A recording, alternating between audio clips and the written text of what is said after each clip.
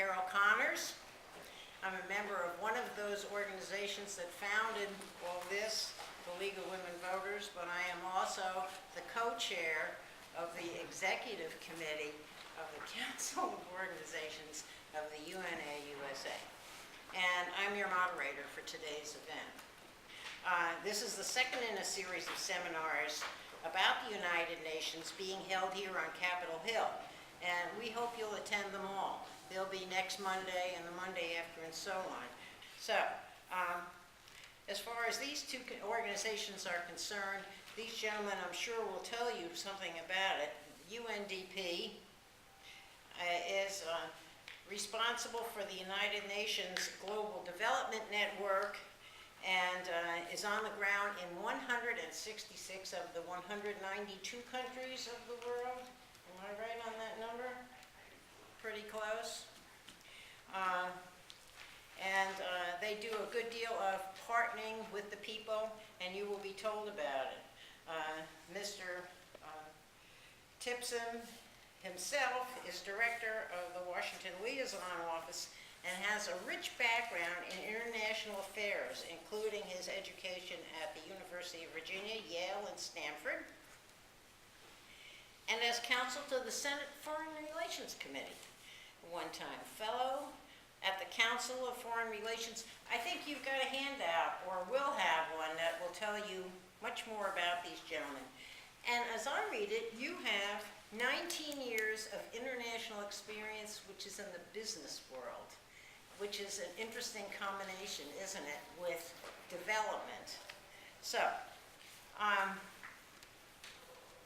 as to the National Democratic Institute, otherwise known as NDI, it is a non-profit, non-partisan, non-governmental, and I bet you were planning to tell them all these things, that has supported democratic institutions and practices in every region of the world,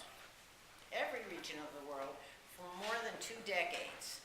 Since its founding in 1983, it has worked with its local partners and have worked to establish and strengthen civic and civil organizations, safeguard elections, and promote citizen participation, which to me as a member of the League of Women Voters is quite exciting. Openness and accountability in government. Mr. Wollack has been president of this organization since 1993, and he has also been involved in foreign affairs, journalism, and politics since 1972, including co-editing a Washington-based newspaper called the Middle East Policy Survey. And also, you have written frequent foreign affairs articles for the Los Angeles Times. Yes? Yes.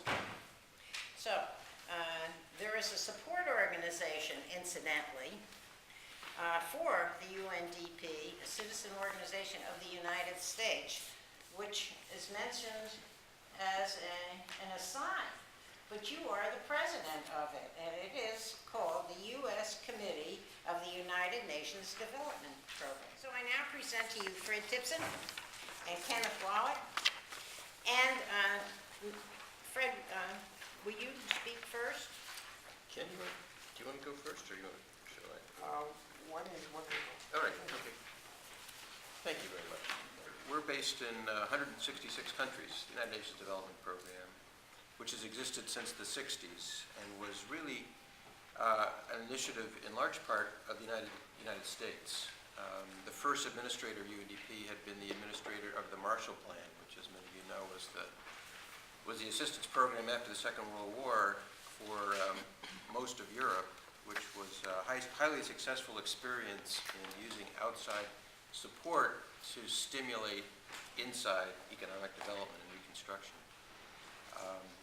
So that was the sort of model for many of the United States' approaches to foreign assistance in the period after the Second World War and the Cold War. UNDP, which originally grew out of something called the Special Fund, was meant to be the lead UN agency for development, complementing the World Bank, which had been established right after the war, and pursued sort of a different model of development, which we can discuss in a minute. The focus of UNDP over the years has been more and more on what is loosely called capacity development, human development, the effort to really create the ability of people within countries to generate their own economic development. In other words, not to bring in outside experts to perpetually maintain an economy or run an economy, but in fact just the opposite approach. Try to bring in people from other developing countries, as well as some developed countries, to assist the local population in deciding what their priorities are in development, both political and economic development, and indeed social development. And what programs should follow from those priorities. We actually do development work in about 133 countries. We're in 166 because we have representative offices in places like the United States, which is the office that I represent here, basically relating to the United States government and to the wider Washington community. One important component of which, as you all know, are non-governmental organizations, which NDI is one of the prominent members. So to be in DC is not just to be relating to the Congress and the executive branch, but to be part of the community focused on international affairs that worries particularly around development. And because the World Bank is also here, because the International Monetary Fund is also here, because the Inter-American Development Bank is in Washington, there's kind of a critical mass of organizations and talent in Washington to which we try to relate, as well as relating to the U.S. government and Congress directly. We're an organization whose core funding, that is the sort of maintenance budget of the organization, is about $1 billion these days. The U.S. provides about 9% of that core funding, about $100 million a year. Our budget is actually about $1.1 billion. On top of that core budget, we get contributions for specific country programs and specific thematic programs that adds another almost $5 billion of funding. For example, and I'll say a little bit more about this later, in Afghanistan, UNDP is managing somewhere around $200 million plus of funding to support the elections in Afghanistan. The presidential election, as you all know, is coming up in August. And in a country the size of Afghanistan, that presents enormous challenges in simply organizing the mechanics of the election. The registration of voters, the preparation of the voting booths and the voting materials. So that's a huge project that UNDP is the lead manager for in Afghanistan.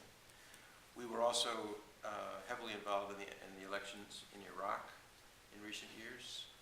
You've probably seen the pictures of people with the purple fingers to show that they had registered to vote and would only be able to vote once. And UNDP was part of the group of organizations that helped to organize those elections in Iraq. Those programs fall under one of our 4 core areas of focus, the democratic governance area. The statistic we like to quote is that we're involved in elections somewhere in the world every other week.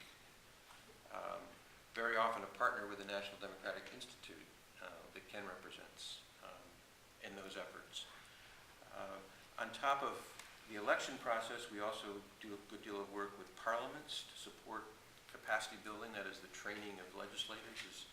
As you know, in many countries, democracies are so young that the experience of being a legislator, being in parliament, like the House of Representatives, is quite new to those who are recently elected, and the capability of understanding how to manage the process of creating laws and holding hearings and overseeing the executive branch, which is typically the role of parliamentarians in many countries, is not one that's easily done without some outside advice and outside experience. So